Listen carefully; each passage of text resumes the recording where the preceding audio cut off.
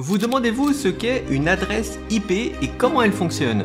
Découvrez dans ce cours de formation tout ce qu'il faut savoir sur les adresses IP, leurs versions IPv4 et IPv6, les classes, les adresses publiques et privées et les méthodes d'attribution des adresses. Alors êtes-vous prêt ou prête pour plonger dans les détails techniques afin de maîtriser le concept essentiel des adresses IP pour les réseaux informatiques?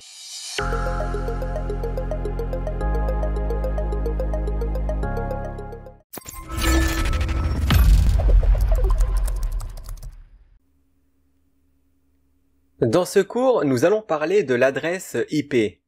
Une adresse IP est une adresse numérique. Ça permet d'identifier un ordinateur ou bien n'importe quel équipement du réseau. Chaque appareil doit avoir une adresse IP unique pour pouvoir communiquer sur le réseau. L'adresse IP se compose de deux parties. On a l'adresse réseau et l'adresse hôte. L'IP existe aussi en deux versions.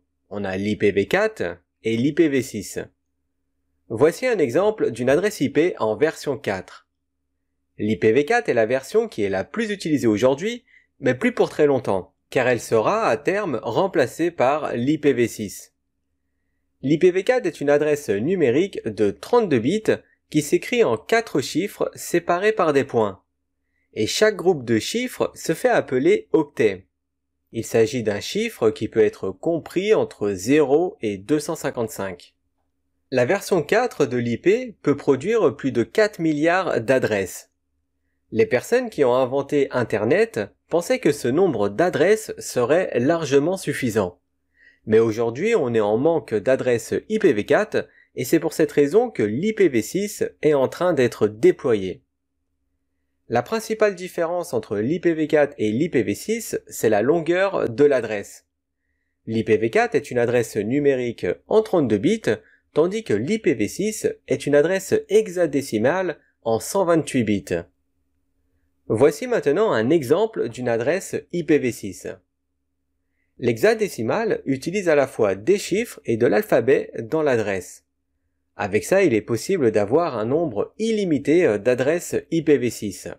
Car pour saturer le système, il faudrait placer plus de 667 millions de milliards d'appareils connectés à Internet sur chaque millimètre carré de la surface terrestre. On n'aura donc aucun problème à communiquer avec Mars. Comme on a vu, l'adresse IP se compose de deux parties. Une partie est pour le réseau et l'autre pour l'hôte. Maintenant, pour savoir quelle partie appartient au réseau ou à l'hôte, eh bien c'est là que rentre en jeu le masque de sous-réseau. Un masque de sous-réseau est un nombre qui ressemble à une adresse IP. Il permet de savoir combien de bits de l'adresse IP sont utilisés pour le réseau en masquant la partie réseau de l'adresse IP.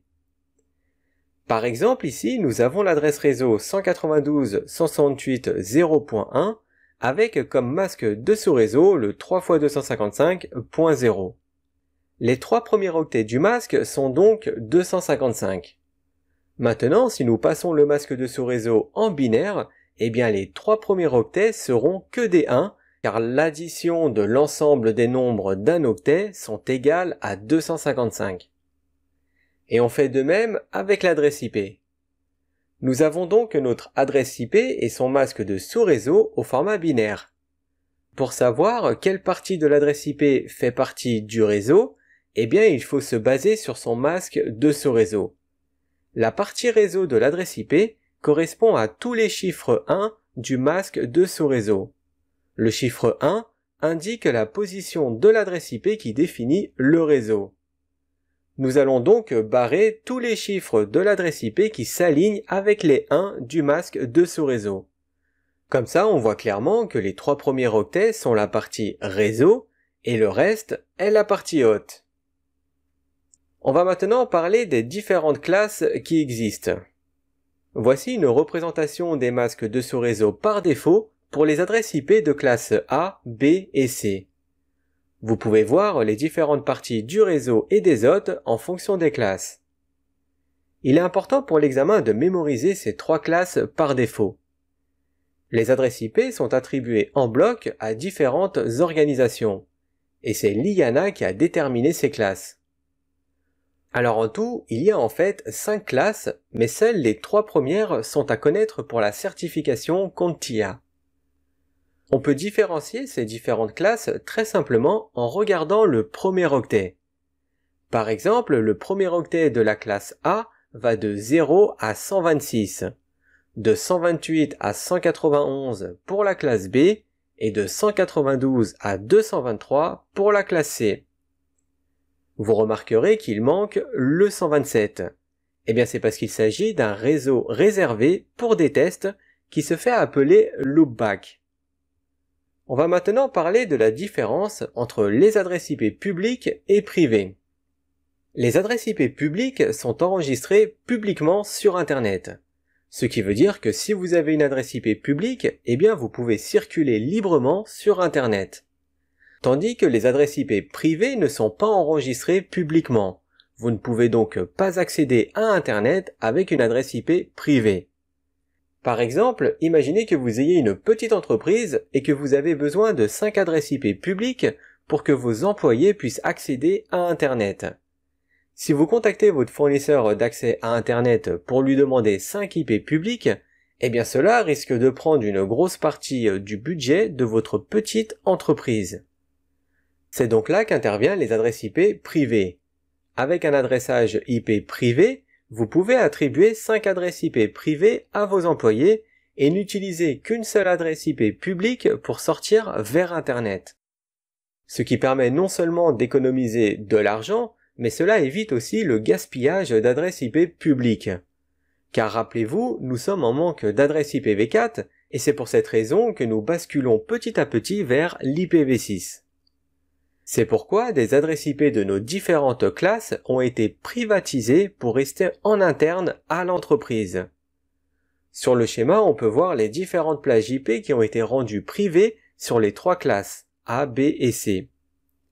De cette manière, plusieurs entreprises pourront utiliser le même plan d'adressage privé à condition qu'elles ne circulent pas sur Internet pour éviter les doublons. De toute façon, comme les adresses privées ne sont pas routables, eh bien elles n'iront pas très loin. Avant de terminer le cours, on va parler des différentes méthodes pour se faire attribuer une adresse IP. Chaque ordinateur du réseau doit avoir une adresse IP pour pouvoir communiquer. Il existe 2 façons d'attribuer une adresse IP à un ordinateur. Soit en utilisant une IP dynamique, soit avec une IP statique. L'IP dynamique s'obtient automatiquement à l'aide d'un serveur DHCP. Le DHCP est un protocole qui permet de configurer des hôtes dynamiquement. Le serveur DHCP permet donc d'attribuer automatiquement une adresse IP à un ordinateur. Et il peut même en plus attribuer le masque de ce réseau, la passerelle par défaut et un serveur DNS. Par exemple, si j'ouvre les propriétés TCP/IP de la carte réseau de mon PC portable, qui tourne sous Windows, on peut voir qu'il est configuré de manière à recevoir une adresse IP automatiquement.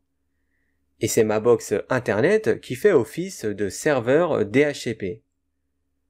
En activant cette option, mon PC enverra une demande d'IP au serveur DHCP. Le serveur DHCP m'attribuera ensuite une adresse IP à partir de son pool IP.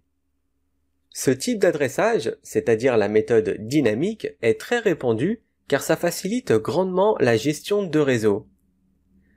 L'autre méthode est l'IP statique, qui est une attribution manuelle de l'IP. Ici, c'est l'utilisateur ou l'admin réseau qui va devoir configurer soi-même une IP sur l'ordinateur. Il n'y a donc pas besoin d'un serveur DHCP. Ce type d'adressage est permanent, car contrairement à l'adressage dynamique, où l'adresse IP peut changer automatiquement, une adresse IP statique ne change que si c'est l'utilisateur ou l'admin réseau qui intervient sur le PC. On a vu que lorsque l'ordinateur est configuré pour obtenir automatiquement une adresse IP dynamique, il l'obtient du serveur DHCP. Mais que se passe-t-il si cet ordinateur ne parvient pas à communiquer avec le serveur DHCP alors qu'il est configuré en automatique? Eh bien dans ce cas, l'ordinateur s'attribuera lui-même sa propre adresse IP, comme un grand. Sauf que cette adresse sera sur le réseau 169.254.0.0. C'est ce qu'on appelle une adresse APIPA.